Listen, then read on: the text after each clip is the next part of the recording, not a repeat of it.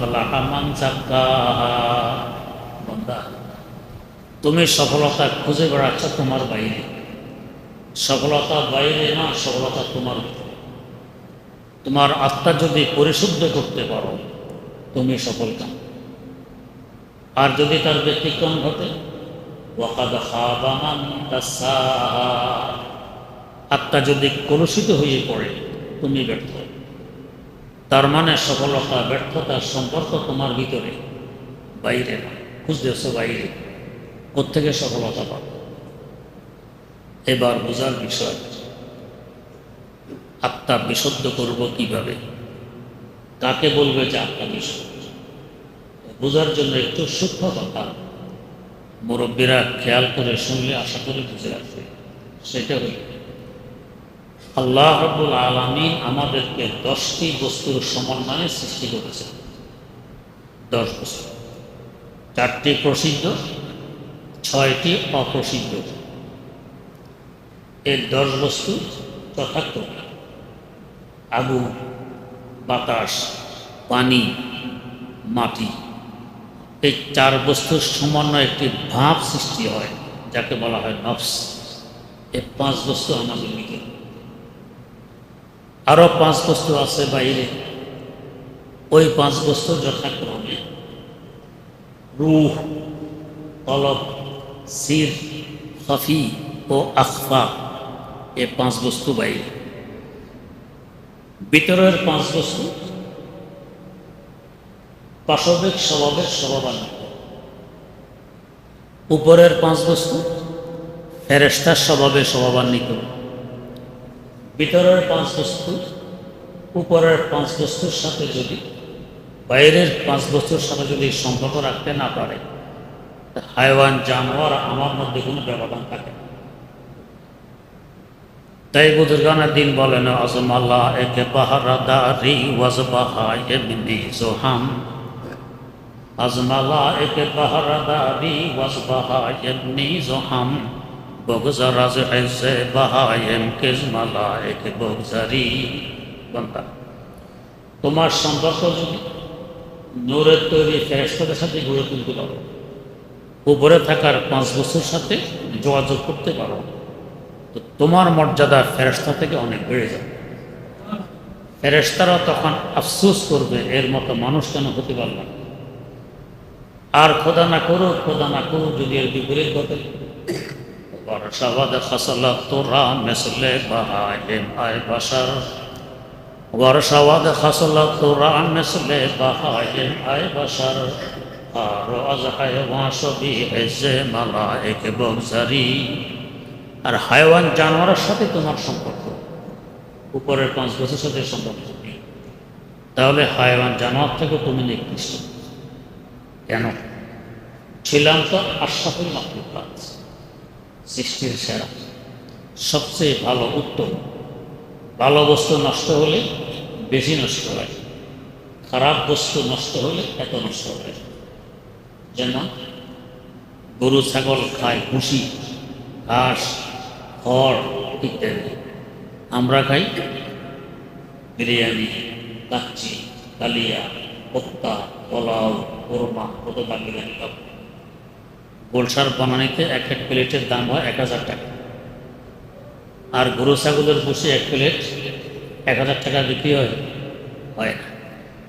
এই খারাপ বস্তু গরু ছাগলের পেটে যাওয়ার পর, কম দামি বস্তু গরু ছাগলের পেটে যাওয়ার পর নষ্ট হয়ে বেরিয়ে আসে, তার নাম গোবর। আমরা হাতে ধরে গাছের গোড়ায় ব্যবহার করি, হেক্টমারে ব্যবহার করি, এমনকি রৌদ্রে শুকিয়ে বাক্করে পাকানোর জন্য লাকড়ি হিসাবে ব্যবহার করি। আর আমাদের যে দামি বস্তু 1000 টাকা মূল্যের প্লেট, আমাদের পেটে যাওয়ার পর যখন নষ্ট হয়ে বেরিয়ে আসে, এটার কি নাম? বলতেও তো গিল লাগে, দেখতেও গিল লাগে, শুনতেও গিল লাগে, গন্ধ সহ্য করা যায়, যাকে বলে গু বা পায়খানা। এত খারাপ কেন? যে গতকালকে ছিল 1000 টাকা প্লেট, আর এখন 1 প্লেট নিলে কেউ 10 পয়সা করে করবে না। এত নষ্ট কেন হইল? এটা বেশি ভালো ছিল, তার নষ্ট হওয়াতে বেশি নষ্ট হয়ে গেছে। আর বসি বেশি দামি ছিল না, নষ্ট হওয়াতে বেশি নষ্ট হয়। ভাত যদি নষ্ট হয় পানি দিয়ে ধুয়ে লবণ কাঁচামরিচ দিয়ে খাওয়া যায়। কেউ কেউ বলে খুব স্বাদ। বিরিয়ানি যদি নষ্ট হয় একেবারে পায়খানা যে গন্ধ সেই গন্ধ, সাবান শ্যাম্পু দিয়ে দোয়ার করো এটা খাওয়া যাবে না। তো ছিলাম তো আশরাফুল মাখলুকা, নষ্ট হয়ে গেলে হায়ওয়ান জানোয়ার থেকে অনেক কৃষ্ট। ওয়ারশাবাদ খাসলাত তোরা মিসলে বাহায়েম আয় বাশার আর আজ হায়ওয়ান শফি এজে মালায়েকে বজারি। আর যদি ভালো হতে পারে আমার বাইরের 5 বস্তুর সাথে যোগাযোগ স্থাপন করতে পারি তো ফেরেশতা থেকেও আমার মর্যাদা বেড়ে যাবে। এখন বুঝার বিষয় ওই 5 বস্তু কোথায় যার সাথে আমি যোগাযোগ স্থাপন করব। তো বাইরের 5 বস্তু আরশে মুআল্লারও উপরে থাকে। আরশে মুআল্লারও কত উপরে? আমরা এখন যেখানে বসবাস করছি এটি একটি ক্ষুদ্র গ্রহ যার নাম পৃথিবী। আয়তন 20 কোটি বর্গমাইল। এই পৃথিবী নামক গ্রহের সাথে এখানে আরও 7টি গ্রহ আছে। মোট 8টি গ্রহ ঘুরাঘুরি করে যেই এরিয়া নিয়ে, যে জায়গা নিয়ে, এরিয়ার জায়গাতে বলে সৌরজগৎ। এই যে গ্রহগুলো ঘুরতেছে কাছাকাছি অবস্থা না, কারণ কাছাকাছি দিয়ে ঘুরতে গেলে যদি ধাক্কা লাগে তেমন তেমন আমাদের পৃথিবী নামক গ্রহ ঘুরে সেকেন্ডে 20 কিলোমিটার গতিতে, যেমন দ্রুত ঘুরতেছে। আমাদের পৃথিবী নামক গ্রহের সবচেয়ে কাছের গ্রহ মঙ্গল গ্রহ, তাও পৃথিবী থেকে 8 কোটি কিলোমিটার দূরে। এত দূর দিয়ে ঘুরে যাতে ধাক্কা খাওয়ার কোনো কল্পনাও করা যায় না। তাহলে কত বড় জায়গা নিয়ে এরা ঘুরতেছে। এই বিশাল জায়গাকে বলা হয় সৌরজগৎ। আবার এই সৌরজগতের চতুর্দিকে আরেকটি জগৎ বেষ্টনী দিয়ে আছে যাকে বলা হয় গ্যালাক্সি। যারা মহাশূন্য নিয়ে গবেষণা করেন তারা বলেন 15,000 কোটিরও অধিক সৌরজগৎ মিলে একটি গ্যালাক্সি গঠিত হয়। এই সৌরজগৎগুলিও একটি আরেকটির সাথে লেগে নেই। একটি সৌরজগৎ থেকে আরেকটি সৌরজগতের দূরত্ব 33 লক্ষ আলোকবর্ষ, মানে আলোর গতি সেকেন্ডে 3 লক্ষ কিলোমিটার। সেকেন্ডে 3 লক্ষ কিলোমিটার গতিতে চলতে থাকলে 33 লক্ষ বছর যাবৎ চললে যত দূরে পৌঁছবে, একটি সৌরজগৎ থেকে আরেকটি সৌরজগৎ এত দূরে দূরে অবস্থান করে। এভাবে 15,000 কোটিরও অধিক সৌরজগৎ মিলে যে গ্যালাক্সি গঠিত হয়, গ্যালাক্সিটি কত বড়। আবার গ্যালাক্সির চতুর্দিকে আরেকটি জগৎ বেষ্টনী দিয়ে আছে যাকে বলা হয় গ্যালাক্সি গুচ্ছ। 15,000 কোটিরও অধিক গ্যালাক্সি মিলে একটি গ্যালাক্সি গুচ্ছ গঠিত হয়। গ্যালাক্সির দূরত্ব সৌরজগতের তুলনায় আরো লক্ষ লক্ষ গুণ বেশি। তাহলে গ্যালাক্সি গুচ্ছটি কত বড়। আবার এই গ্যালাক্সি গুচ্ছের চতুর্দিক দিয়ে আরেকটি জগৎ বেষ্টনী দিয়ে আছে যাকে বলা হয় মহাগ্যালাক্সি। 15,000 কোটিরও অধিক গ্যালাক্সি গুচ্ছ মিলে একটি মহাগ্যালাক্সি গঠিত হয়। মহাগ্যালাক্সিটি কত বড়? বিজ্ঞানীরা আশ্চর্যচকিত। মহাশূন্য 15,000 কোটিরও অধিক মহাগ্যালাক্সি আবিষ্কার করে ফেলেছে। এই পুরা এলাকাকে বলে কোররায়ে হাওয়া, বাতাসের জগৎ। সব জায়গায় বাতাস আছে।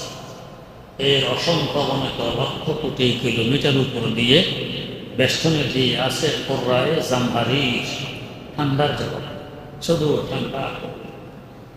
এর অসংখ্য অনেক লক্ষ কোটি কিলোমিটার উপর দিয়ে বেষ্টনী দিয়ে আছে কোররায়ে নার, আগুনের জগৎ।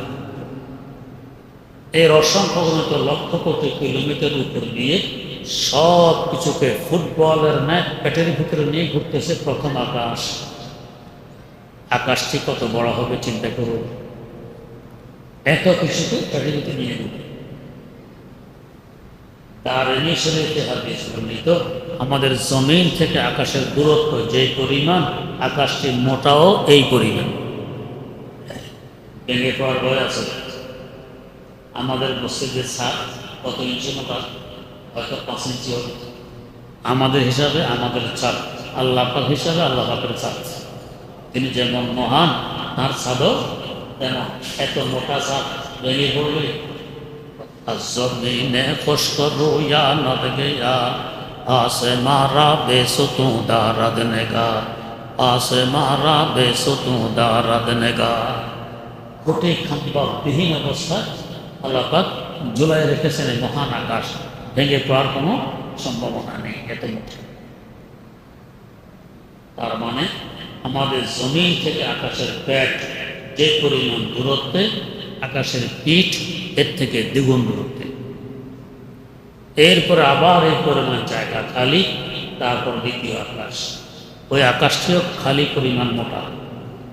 দ্বিতীয় আকাশ প্রথম আকাশকে চতুর্দিক দিয়ে ফুটবলার নিয়ে বেষ্টনী দিয়ে গেছে। প্রথম আকাশকে দ্বিতীয় আকাশের পেটের ভিতরে। তো প্রথম আকাশকে দ্বিতীয় আকাশের সাথে তুলনা করলে একটি ধূলিকণার কোটি কোটি কোটি কোটি ভাগের এক ভাগও মনে হবে না। দ্বিতীয় আকাশটি এত বড়। ওই আকাশটিও ফাঁকা পরিমাণ মোটা। এরপর তৃতীয় আকাশ দ্বিতীয় আকাশকে পেটের ভিতরে নিয়ে ঘুরতেছে। ওই আকাশটিও ফাঁকা পরিমাণ মোটা। এভাবে চতুর্থ আকাশ, পঞ্চম আকাশ, ষষ্ঠ আকাশ ও সপ্তম আকাশ। 7 নম্বর আকাশটি যে 6টি আকাশকে পেটের ভিতরে নিয়ে ঘুরতেছে, ওই আকাশটি কত বড়! এর অসংখ্য গণিত লক্ষ কোটি কিলোমিটার উপর দিয়ে বেষ্টনে দিয়ে আছে সিদরাতুল মুনতাহা। এই পর্যন্ত হল নিম্ন জগতের সীমা।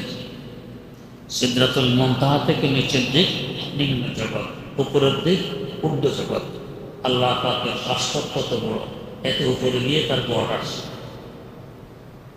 এর অসংখ্য গণিত লক্ষ কোটি কিলোমিটার উপর দিয়ে বেষ্টনে দিয়ে আছে আমার আপনার আদি বাসস্থান, বাপের বাড়ি জান্নাত। তাহলে জান্নাতটি কত বড় হবে! এখান থেকে একটি প্রশ্নের উত্তর আমরা পেয়েছি। প্রশ্নটি হলো, ওলামায়ে কেরামের জবানে একটি হাদিস আপনারা শুনে থাকেন, সবচেয়ে নিম্নমানের বেহেশতিকে এক দুনিয়ার সমান কমাস কম 10 দুনিয়া জায়গা দেওয়া হবে। এত জায়গা পাবে কোথায়?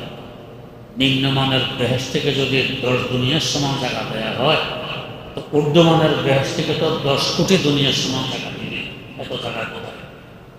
এত বড় বেহেশত জায়গার দান করবে। হাকিমুল ইসলাম আল্লামা কারি তৈয়ব সাহেব রহমতুল্লাহ দেখেন, একবার হযরত জিবরাইল আমিন আলাইহিস সালাম আল্লাহ পাকের দরবারে দরখাস্ত পেশ করলেন যে আল্লাহ, নেককার মোমেন বান্দাদের জন্য বেহেশত সাজিয়ে রেখেছেন, একটু দেখে আসতে মন চায়। কেউ যদি বিলাসবহুল বাড়ি নির্মাণ করে, মানুষ দেখতে যায়, দেখে আসতে মন চায়। অনুমতি দিলেন, ঠিক আছে যাও দেখে আসো। জিবরাইল আমিন প্রবেশ করলেন বেহেশতে। দেখতেছেন কিভাবে? আমাদের দেশের গুরু মানুষের নেয় লাঠি বল দিয়ে দিই না, পাখা মেরে ওড়েন। আর দেখেন ওড়ার গতিটা কেমন। বুখারী শরীফের ব্যাখ্যা গ্রন্থ ফজলুল বারীতে উল্লেখ আছে, একদিন তাকে জিজ্ঞেস করা হয় যে আপনার গতি কেমন? বললেন যে একটি ঘটনা বলছি, আন্দাজ করতে পারবে আমার গতি কেমন।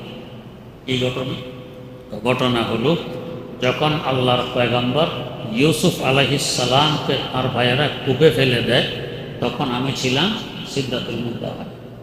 কত উপরে মনে আছে? তো ফেলে দেওয়ার পর আল্লাহ পাকের পক্ষ থেকে আদেশ আসলো, ও জিবরাইল, আমার পয়গম্বর ইউসুফকে তার ভাইয়েরা কূপে ফেলে দিয়েছে, তিনি পানিতে পৌঁছার আগে আগে তুমি গিয়ে তাকে তুলে ধরো। হযরত জিবরাইল আমিন বলেন, কূপে ফেলে দেওয়ার পর আদিষ্ট হয়ে সিদরাতুল মুনতাহা থেকে জমিনের কেনানের কূপে এসে তাকে তুলে ধরেছি, তখনও তার পা মোবারক পানি পর্যন্ত পৌঁছতে পারেনি। গতি কেমন! একজন মানুষকে কূপে ফেলে দিলে পানি পর্যন্ত পৌঁছতে পৌঁছতে অন্তত ঘন্টা 10 তো লাগার কথা। ফেলে দেয়া মাত্রই তো যুগ, এর আগে আগেই জিবরিল আমিন আলাইহিস সালাম এসে তাকে তুলে ধরেছেন, এখনো পানি পর্যন্ত পৌঁছতে পারে। কেমন গতি? এমন গতি হবেই না বা কেন? আমরা আন্তর্জাতিক প্লেনে উড়ি, প্লেন দুইখানা পাখা দিয়ে উড়ি, পাখা হয়তো 100 হাত লম্বা, 30 হাত চড়াও, 100 বাই 30 হাত দুইখানা পাখা দিয়ে ওড়ে ঘন্টায় 1000 থেকে 1500 কিলোমিটার গতিতে। আর জিবরিল আমিন ওড়ে 600 পাখা দিয়ে। তার পাখাগুলি কত বড়? মুসনাদে আহমদ বিন হাম্বল একটি বিশাল হাদিসের কিতাব 52 খণ্ডে ছেপেছে। এই কিতাবে একটি হাদিস বর্ণিত যে একদিন রাসূল আকরাম সাল্লাল্লাহু আলাইহি ওয়াসাল্লাম হযরত জিবরিল আমিন আলাইহিস সালামকে বললেন, আপনি তো মানুষের আকার আকৃতি নিয়ে আমার কাছে ওহী পৌঁছাতে আসেন, আপনাকে একটু আপনার আসল আকৃতিতে দেখতে চাই, কত বড়। তো বললেন, তাহলে আপনি পূর্ব আকাশের দিকে তাকিয়ে থাকুন, আমি দেখা দেওয়ার চেষ্টা করছি। এই বলে তিনি বিদায় নিলেন। হুজুর সাল্লাল্লাহু আলাইহি ওয়াসাল্লাম পূর্ব আকাশের দিকে তাকিয়ে বসে রইলেন। দেখতেছেন আকাশ থেকে কালো রঙের একটি পর্দা নিচের দিকে নামতেছে। নামতে নামতে নামতে নামতে জমিনে এসে ঠেকলো, উপরের দিক খালি হল। এভাবে আকাশ থেকে জমিন, দক্ষিণ মেরু থেকে উত্তর মেরু, পুরা খালি জায়গাটি ভরাট হয়ে গেছে পর্দা দ্বারা। একটু পর আবার পর্দাটি সরে যায়। কিছুক্ষণ মধ্যে দেখেন হযরত জিবরিল আমিন আগের আকার আকৃতি নিয়ে হুজুরের সামনে। জিজ্ঞেস করলেন, পূর্ব আকাশের দিকে তাকিয়ে থাকলে আপনাকে আসল আকারে দেখা যাবে। তাকিয়ে রইলাম, দেখা তো দিলেন না। বললেন, কেন, কিছুই দেখেননি? একটি পর্দা দেখেছি মাত্র। কেমন দেখেছেন? ও দেখেছি আকাশ থেকে নিচে নামলো, জমিনে এসে ঠেকলো, উপরের দিক খালি হলো না। এভাবে আকাশ থেকে জমিন, দক্ষিণ মেরু থেকে উত্তর মেরু, পুরা খালি জায়গাটি বরট হয়ে গেছে পর্দা দ্বারা। একটু পর আবার পর্দাটি সরে গেছে, এই তো দেখলাম। হযরত জিবরিল আমিন আলাইহিস সালাম বলেন, ও আল্লাহর রাসূল, এটি কোনো পর্দা ছিল না, ছিল আমি জিবরাইলের একখানা পাখা। এই একটি পাখাকে আসল আকার দিয়ে নিচে নামাইলেন। এতে করে আকাশ থেকে জমিন, দক্ষিণ মেরু থেকে উত্তর মেরু, পুরা খালি জায়গাটি বরফ হয়ে গেছে। আল্লাহ পাক এমন বিরাট বিশাল পাখা আমাকে দান করেছেন, মোট 600 খানা। বাকি 599টি পাখা কোথায় রাখবো, সেই জায়গা আকাশের নিচে নেই। এমন বিরাট বিশাল 600 পাখা মেরে যিনি উড়বেন, তার উড়ার গতি কেমন হবে? এই গতিতে উঠতেছেন, বেহেশত দেখতেছেন, উঠতেছেন, বেহেশত দেখতেছেন। কয়েক লক্ষ বছর উড়ার পর জিজ্ঞেস করলেন, আল্লাহ, বেহেশতের ওই কিনারা আর কত দূরে? এই বেহেশতের 10 দুনিয়া কেন, 10 লাখ দুনিয়ার সমান যদি এক একজনকে দিয়ে দেওয়া হয়, জায়গার টান পড়বে। এরও অসংখ্য গণিত লক্ষ কোটি কিলোমিটার উপর দিয়ে বেষ্টনে দিয়ে আছে কুরসি। আল্লাহ পাক বলেন, ওয়াসিআ কুরসিয়্যুহুস সামাওয়াতি ওয়াল আরদ। আল্লাহর কুরসি সকল আকাশ এবং জমিনকে বেষ্টনে দিয়ে আছে। কুরসিটি কত বড়! এর অসংখ্য গণিত লক্ষ কোটি কিলোমিটার উপর দিয়ে বেষ্টনে দিয়ে আছে আরশ, সিংহাসন। আল্লাহ পাকের সিংহাসন কত বড়! যার সিংহাসন এত বড়, সে আল্লাহ কত মহান! এই আরশে মওলার উপরে বেষ্টনী দিয়ে আছে রহমত। আল্লাহ পাক বলেন, আলাবাত রহমতি গজবি, আমার রহমত আমার গজব থেকে অনেক বেশি। তার মানে আরশে মওলার চতুর্দিক দিয়ে রহমতের বেষ্টনী, নূরের দেশ। নূর আর নূর, রহমত আর রহমত। যদি চতুর্দিকে রহমতের বেষ্টনী না থাকতো, আমরা এক ফোঁটা পানি পান করার সুযোগ পেতাম। যেভাবে রাত দিন 24 ঘন্টা নাফরমানিতে ডুবে আছি, এক ফোঁটা পানি পানের সুযোগ পেতাম। চতুর্দিকে রহমতের জন্য পাইতেছি। আল্লাহর এক ওলি বলছিলেন, আয় রব তো কারিমি ও রাসূলে তো কারিমি, আয় রব তো কারিমি ও রাসূলে তো কারিমি, সদ শকরকে হাসতে মমিয়ানে তো কারিমি, সদ শকরকে হাসতে মমিয়ানে তো কারিমি। আল্লাহ, তুমি এক মেহেরবান রহমতওয়ালা খোদা, তোমার হাবিব সাল্লাল্লাহু আলাইহি ওয়াসাল্লাম আরেক মেহরবান রহমতওয়ালা নবী, যে রহমতওয়ালার মধ্যখানে আমি গুণেগার, আশাবাদী, ফেলে দিতে পারবে। আল্লামা হালি মুসাদ্দাসে লিখেছেন, हमने कहा बद हैं फिर आखिर है तुम्हारे, हमने कहा बद हैं फिर आखिर है तुम्हारे, निस्बत बहुत अच्छी है मगर हाल बुरा है, निस्बत बहुत अच्छी है मगर हाल बुरा है। আল্লাহ, নেককার হই আর বদকার হই সম্বন্ধ বড় উজ্জ্বল। তোমার দিকে তাকাইলে আমি তোমার বান্দা, তোমার হাবিব সাল্লাল্লাহু আলাইহি ওয়াসাল্লাম দিকে তাকাইলে আমি তার উম্মত। আশাবাদী, আমাকে ফেলে দিতে পারবে না। এই আরশমালার উপরে যে নূরের দেশ, সহমতের দেশ, ওইখানে বসবাস করে আমাদের বাইরের পাঁচ বস্তু, আমাদের রূহ, আমাদের কলব, আমাদের সির, আমাদের খফি, আমাদের আকফা, এই পাঁচ বস্তু ওইখানে বসবাস করে। এরা হলো নূরান। তো ওই পাঁচ বস্তুর সাথে যদি আমি আমার যোগাযোগ স্থাপন করতে পারি, তাহলে বুঝবো আমার আত্মা বিশুদ্ধ। আর যদি ওই পাঁচ বস্তু পাঁচ জায়গায় আর নিচের পাঁচ বস্তু পাঁচ জায়গায় যোগাযোগ নেই, তাহলে আমার আত্মা কলুষিত। এখন প্রশ্ন, এত উপরের পাঁচ বস্তুর সাথে এত নিচের পাঁচ বস্তুর যোগাযোগ কিভাবে সম্ভব? সূর্য আমাদের পৃথিবী থেকে 9,30,00,000 মাইল দূরে, প্রায় 15 কোটি কিলোমিটার দূরে। 15 কোটি কিলোমিটার দূরের সূর্য, ছাদের নিচে গিয়ে সূর্যের রৌদ্র আসে? আসে। যদি একখানা আয়না সূর্যের মুখোমুখি করে জানালা দিয়ে সূর্যের ফোকাস ছাদের নিচে আনতে চান, সম্ভব কি না? সম্ভব। সূর্যের দিকে তাকাইলে চোখে পানি এসে তাকানো যায়। আয়নার ভিতরে যে সূর্য দেখা যায়, এটার দিকেও তো তাকানো যায় না, চোখে পানি এসে।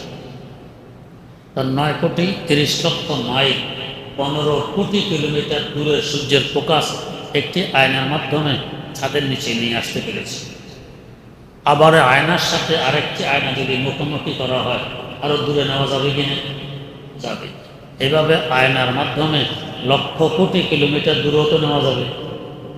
তো ঠিক তেমনিভাবে আরশে আল্লাহর ওই পাঁচ বস্তু আয়নার মাধ্যমে আমার এই নিচের পাঁচ বস্তুর সাথে যোগাযোগ করাও সম্ভব।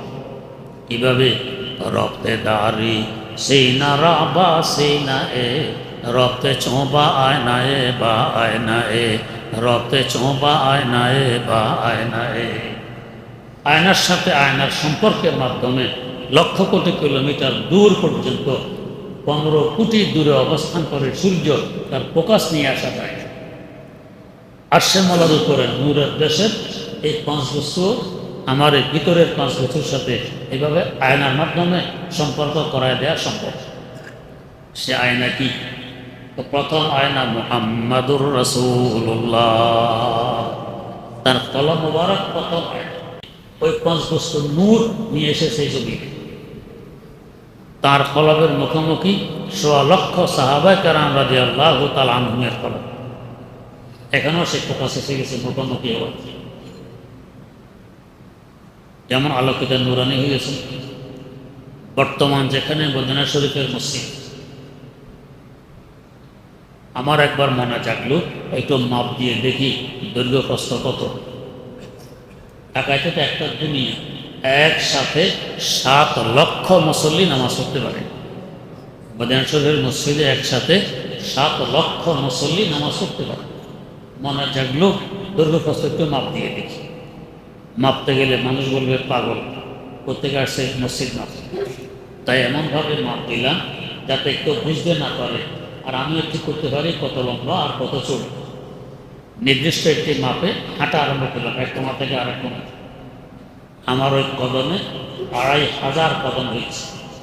তার মানে আন্দাজ করলাম 5,000 হাত একদিকে লম্বা। 5,000 হাত কত বড় নিচ্ছে। আমার শেখ মুর্শিদ শাইখুল ইসলাম আল্লামা তাকি উসমানী দামাত বারকাতুম বলেন, হযরত রাসূল আকরাম সাল্লাল্লাহু আলাইহি ওয়াসাল্লামের জামানায় এটাই হলো মূল মদিনা। সাহাবায়ে কেরামের বস্তি এতটুকুই ছিল। ওই সাহাবায়ে কেরামের পুত পবিত্রতার বরকতে তাদের বস্তিকে পর্যন্ত আল্লাহ পাক পবিত্র মসজিদে পরিণত করে দিয়েছে। কি পরিমাণ নূর তারা সংগ্রহ করেছেন রাসূল আকরাম সাল্লাল্লাহু আলাইহি ওয়াসাল্লামের মাধ্যমে। সারা দুনিয়ার মানুষ একত্রিত হয়ে, কিন্তু আব্দুল কাদের জিলানীর ন্যায় বুজুর্গ হয়ে যায় একজন সাহাবীর কতগুলি সমান হবে? সদ হাজারা শিবলিও সদহা জোনায়, সদ হাজারা শিবলিও সদহা জোনায়, খাকে পায়ে বু হুরায়রা কায় রাসাত, খাকে পায়ে বু হুরায়রা কায় রাসাত।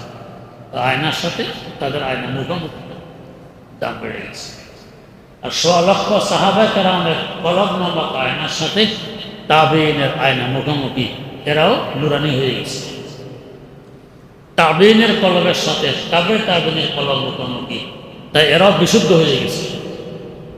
এই জন্যই তো রাসূল আকরাম সাল্লাল্লাহু আলাইহি ওয়াসাল্লাম বলেন, খায়রুল কুরুনি করনি সুম্মাল্লাযিনা ইয়ালুনাহুম সুম্মাল্লাযিনা ইয়ালুনাহুম।